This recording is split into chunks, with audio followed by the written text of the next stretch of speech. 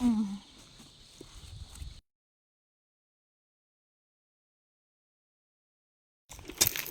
So ayan, nandito na naman ulit tayo sa sakahan.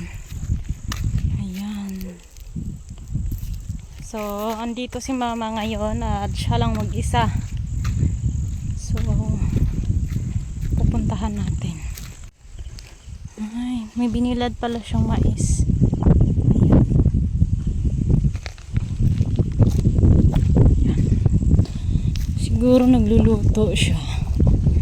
Oo. Ay. Ayan. Wow, ang daming bunga ng papaya. Green papaya. Yan, madami.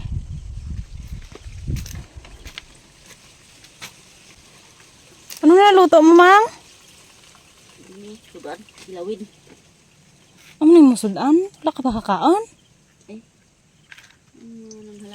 So ayan, naabutan ko nga pala dyan si mama na naghahanda ng aming pang-ulam. Ang inihanda niya nga palang ulam ay yung kilawin na ampalaya. Meron naman kaming nakuha na isda mula sa aming pamimingwit, kaya nga lang maliit lang daw. Kaya ayun, naghanda na lang siya ng kilawin na ampalaya. Kakanin na yellow corn.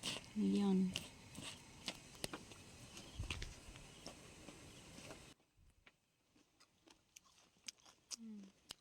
So ayan, tinry ko dyan yung ulam ni mama, mapait po siya, pero at the same time, masarap din naman. Syempre, wala namang ampalaya na hindi mapait, pero I swear, masarap po talaga yung kilawin ni mama na ampalaya.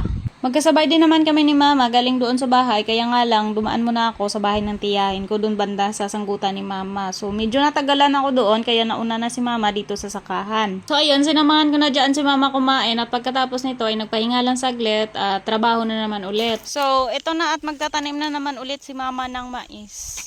Ayan. Ito yung kanyang taniman. Oh, kainit! Ayan. Ano niya yung mga binhe? Pilit. Ito guys, yung malagkit na mais pala to. Yung puti tapos malagkit. Ito yung tinatanim ni mama ngayon. So ayun, ang una kasi namin tinanim dito ay matagal na naming na-harvest. At ayun, naisipan ulit ni mama na magtanim kasi tag-ulan pa naman. So, ang itatanim niya ay yung puti na lang na mais at malagkit, hindi na yung yellow corn. Ayan. So ayan, hindi na ako dyan tumulong kay mama kasi saglit lang naman daw kasi uuwi na kami kaagad dahil may mga kailangan pang gawin doon sa bahay. Habang si mama ay nagtatanim, ako naman ay niligpit ko yung kanyang binilad na mais.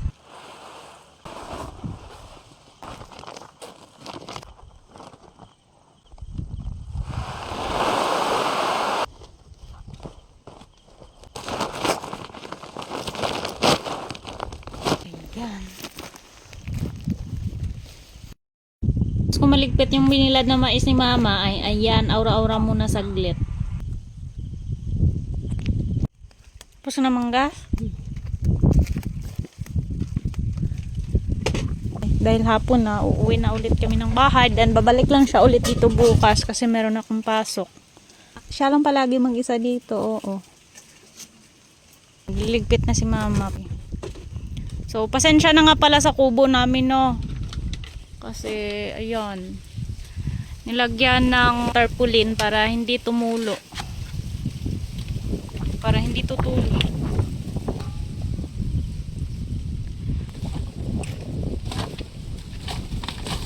So, ito, dadalhin namin na po dahil malinis na. Ganoon.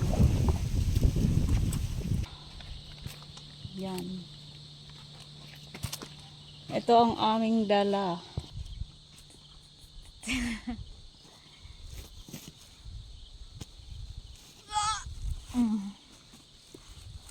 Itong dala ko ay nilabahan po ito namin.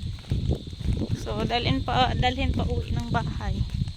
Sasakay din naman kami ng bangka. Kaya okay lang.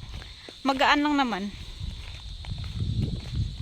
Shoutout nga pala kay Sir Julius, Ma'am Eileen, kay Ma'am Anjanet Mandriza. Shoutout sa family Mandreza. Kay Sir Samuel Mallorca, Sir Fortune Baltazar, Sir Aguilar Win, kay Celestian Albono, Carlos Salaysay, kay Ma'am Sherry Para. Kami dumaan ni Mama sa sapa.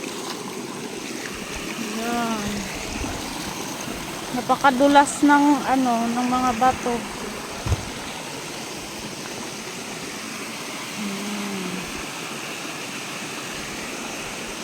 So hanggang dito lang muna. Pa-share and pa-follow naman po. Maraming salamat. Mag-ingat po kayo palagi and God bless po.